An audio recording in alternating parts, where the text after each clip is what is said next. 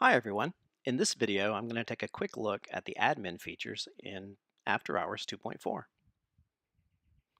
I've logged in as a tenant admin, and as you can see, all the tabs at the top are available to me.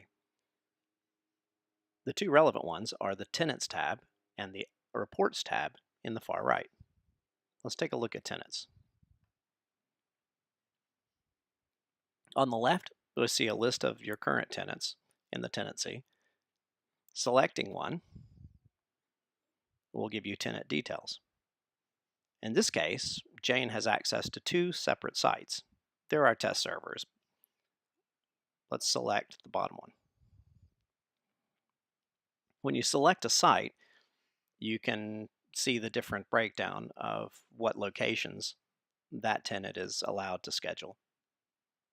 As a fun example, let's assume that our CEO of Credit Corp is going on vacation and Jane will be filling in for him.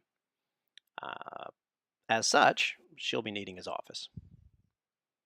We can change that, probably after hours. So we can change her assignments and add the CEO office.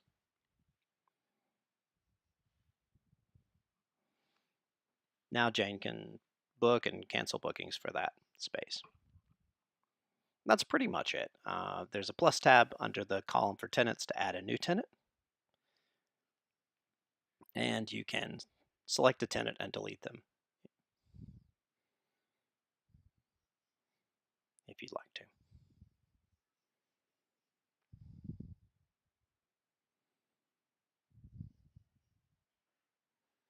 And that's pretty much tenants. Let's have a look at reports. Under reports, we've added a whole line of different things that you can investigate.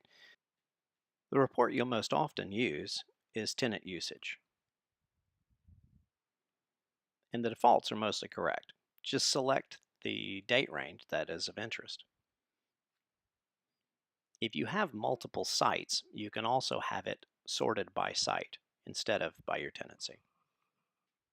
The second report is tenancy bookings. While tenancy usage gives you what you've done in the past, tenancy bookings looks the other direction to the future. It's a nice way of getting a look at all of them, especially when you have things scheduled far in the future that wouldn't show up or would require a lot of scrolling on the status screen. Tenancy locations is a very basic report that gives you a summary of the locations that are assigned to your tenancy.